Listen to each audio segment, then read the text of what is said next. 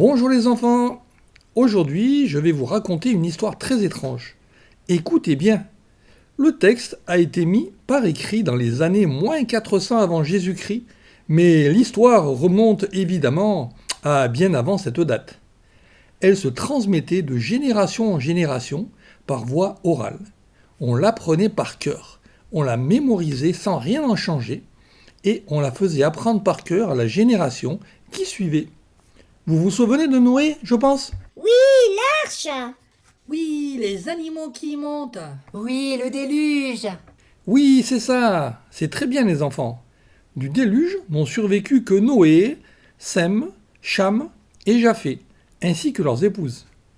C'est d'eux que descendent toutes les nations dispersées sur la terre après la grande inondation.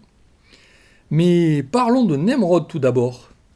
Nemrod est l'arrière-petit-fils de Noé, le fils de Couch, lui-même fils de Cham, qui est l'un des fils de Noé. Toute la terre parle alors la même langue, utilisant les mêmes mots. Ouf, qu'est-ce que cela devait être monotone. Les mêmes mots, les mêmes expressions, la même grammaire. Tout le monde qui comprend tout le monde.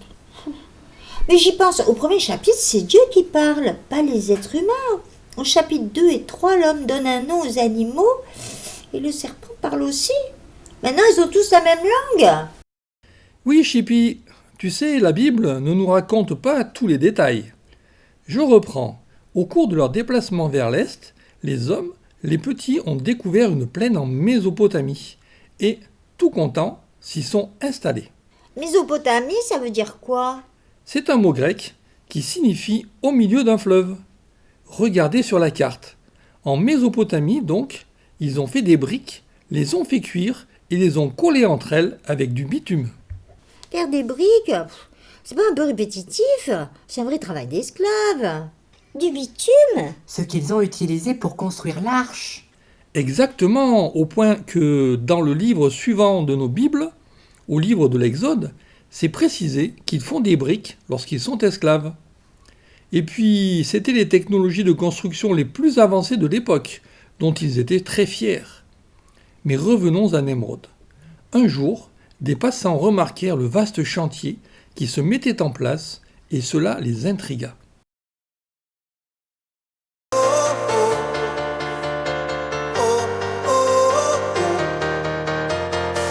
Nemrod, roi orgueilleux, de ta tour tu défies Dieu jusqu'aux cieux. Tu la veux, ouvrier puis tu me briques. Les plus grandes techniques sont utiles à ton vœu. À Babel s'élève ta tour, de ton orgueil elle voit le jour. Mais Dieu comprend ton plan et le stoppe en un instant.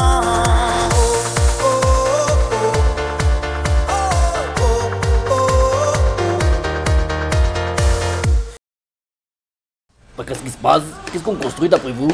Je sais rien du tout. En tout cas, c'est impressionnant, hein. On dirait les bases d'une tour gigantesque. J'aperçois là-bas le roi Nemrod, entouré d'un groupe d'hommes en grande conversation. Approchons-nous discrètement et tendons l'oreille. Regardez bien, les enfants. Les trois hommes, remplis de curiosité, s'approchent à pas de loup et entendent cette étonnante conversation. Voilà, mes amis, les bases de ce qui sera notre magnifique tour, le début de notre royaume. Nous sommes un peuple uni, avec une seule langue, et rien ne nous sera impossible. À présent, tous au travail. À vos ordres, signor Nemrod, nous allons redoubler d'efforts. Regardez, déjà la ville s'étend et les bases de la tour sont posées. Bientôt elle s'élèvera au-delà des montagnes et même au-delà des nuages. Ah, nous construisons une ville et sa tour. Il fallait le dire. Nous y aurions mis plus d'enthousiasme. Quelle joie de participer à cette construction. Nos briques seront plus solides que la pierre, et comme mortier, nous utiliserons du bitume. Nous allons construire quelque chose de jamais vu. Une tour dont le sommet atteindra les cieux. Ça va nous coûter beaucoup d'efforts. C'est une ambition immense. Ah ah ah ah ah. Ah oui, immense. Ainsi nous nous ferons un nom, et nous ne serons plus jamais dispersés sur la face de toute la terre. Ce sera un monument à notre gloire, célébrant notre puissance. Ce sera aussi une sécurité, une défense contre tout nouveau déluge. Si, signore, une marque de notre grandeur. À nous la célébrité. De siècle en siècle, les générations futures parleront de vous et de votre tour, Seigneur Nemrod. Et vous serez glorifiés jusqu'à la fin des temps. Excusez-moi, mais est-ce que ce projet ne va pas à l'encontre de la volonté de Dieu? Ne serait-ce pas de l'orgueil? Comment ça, de l'orgueil? Mais pas du tout. C'est de la prévoyance. En construisant cette tour, nous nous élevons. Elle sera notre force et garantira notre sécurité. Unis à toi, ils ne voient pas le danger. Une seule langue pour les diriger. Une folie que cette grande idée vers un bienfait. Ils croyaient pas de bonheur sans humilité. Dieu doit bloquer leurs péchés. À Babel s'élève ta tour. De ton orgueil elle voit le jour. Mais Dieu comprend ton plan et le stoppe en un instant.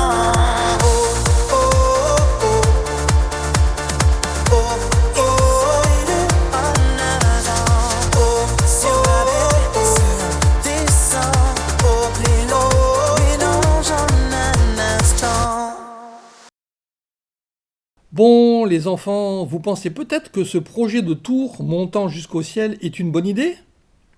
Que ce sera un bon monument que tout le monde voudra visiter?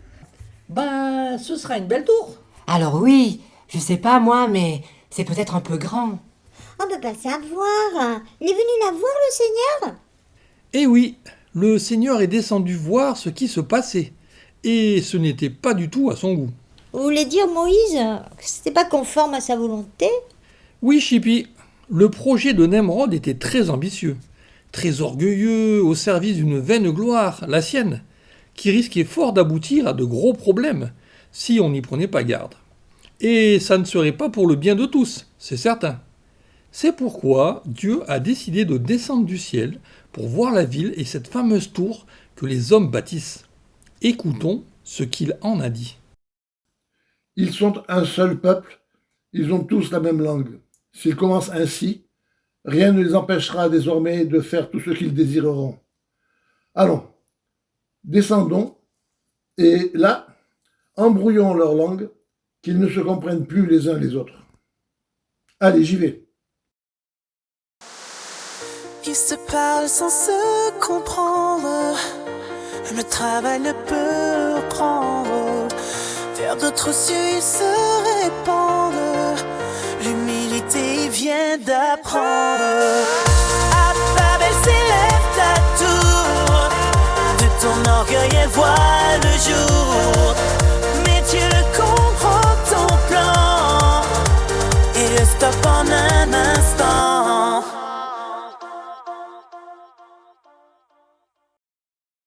Eh bien, figurez-vous, les enfants, qu'il se passe alors sur la terre quelque chose d'incroyable. Les hommes essaient de se parler, mais n'y parviennent plus. Aucun ne comprend l'autre, et c'est la panique totale. Nemrod hurle des ordres que personne ne comprend, et ça le met en rage. L'architecte, les ouvriers, les habitants de la ville essaient de communiquer. Impossible! La ville tout entière devient un immense tumulte, une confusion totale.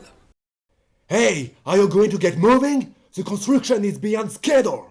Pourquoi il hurle comme ça? Qu'est-ce qu'il dit? No entiendo nada. Nimrod está agitado. Grita. Debe ser algo de serio. Pero yo no entiendo nada. Guards, put them back to work. Ma cosa sta facendo con le sue guardie? Spaventura tutti! Ehi, cosa stavo dicendo? Tengo que construir esta torre. Pero ya no comprendo nada de lo que me dicen. ¿Qué tengo que hacer con estos ladrillos? Ah, me da igual, las dejo aquí y me voy. Tengo que construir esta torre. Pero ya no comprendo nada de lo que me dicen. ¿Qué tengo que hacer con estos ladrillos? Pero yo no entiendo nada. Las dejo aquí y me voy.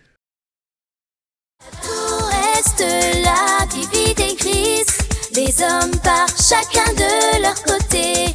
De Babel naissent mille et une langues. Dieu nous unit par son amour vrai. Dieu mélange tout mot qui danse. Chacun parle une langue nouvelle et s'éparpille sur toute la terre. Dieu leur apprend l'humilité.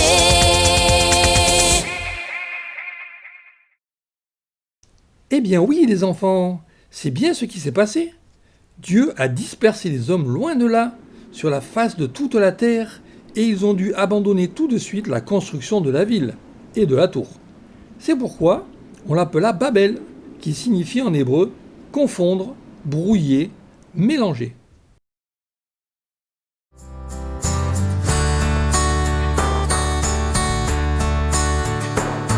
Nimrod, le roi si fier ordonne, je fais une tour montant jusqu'au ciel. Défie à Dieu, elle sera connue pour toujours. Des ouvriers, des briques du bitume, un chantier immense commence. À Babel, la tour s'élève, et Dieu voit l'orgueil trop grand. Un seul langage, un seul plan, il va tout changer en un instant, en un instant. Dieu regarde en haut la vie, ils sont unis d'une même langue, et sans lui rien ne les arrête. Leur folie va aller trop loin. Pour les sauver de leurs péchés, Dieu décide de bloquer ce projet. À Babel, la tour s'élève, et Dieu voit l'orgueil trop grand. Un seul langage, un seul plan, il va tout changer en un instant.